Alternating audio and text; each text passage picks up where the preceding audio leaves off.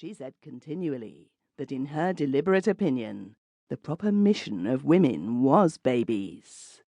She was the sort of woman that regards a cathedral as a place built especially to sit in and dream soft domestic dreams. The sort of woman that adores music simply because it makes her dream. And Vera's brown studies, which were frequent, consisted chiefly of babies. But as babies amused themselves by coming down chimneys of all the other houses in Bursley and avoiding her house, she sought comfort in frocks. She made the best of herself, and it was a good best. Her figure was as near perfect as a woman's can be. And then there were those fine emotional eyes, and that flutteringness of the pigeon, and an ever-changing charm of gesture. Vera had become the best-dressed woman in Bursley, and that is saying something. Her husband was wealthy, with an increasing income, though of course, as an earthenware manufacturer, and the son and grandson of an earthenware manufacturer, he joined heartily in the general Five Towns lamentation that there was no longer any money to be made out of pots. He liked to have a well-dressed woman about the house, and he allowed her an incredible allowance, the amount of which was breathed with awe amongst Vera's friends. 100 a year, in fact. He paid it to her quarterly by cheque. Such was his method.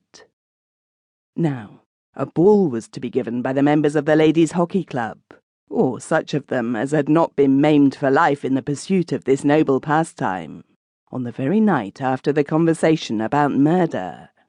Vera belonged to the hockey club, in a purely ornamental sense, and she had procured a frock for the ball, which was calculated to crown her reputation as a mirror of elegance. The skirt had... But no, see the columns of the Staffordshire Signal for the 9th of November, 1901. The mischief was that the gown lacked, for its final perfection, one particular thing, and that particular thing was separated from Vera by the glass front of Brunt's celebrated shop at Hanbridge.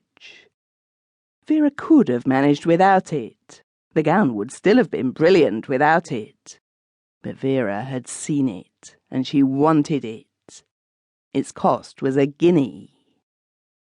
Well, you will say, what is a guinea to a dainty creature with 100 a year? Let her go and buy the article. The point is that she couldn't, because she had only 6 and 7pence left in the wide world, and 6 weeks to Christmas. She had squandered, oh soul above money, £25, and more than £25, since the 29th of September. Well, you will say, credit, in other words, tick. No, no, no. The giant Stephen absolutely and utterly forbade her to procure anything whatever on credit. She was afraid of him. She knew just how far she could go with Stephen. He was great and terrible. Well, you will say, why couldn't she blandish and cajole Stephen for a sovereign or so? Impossible.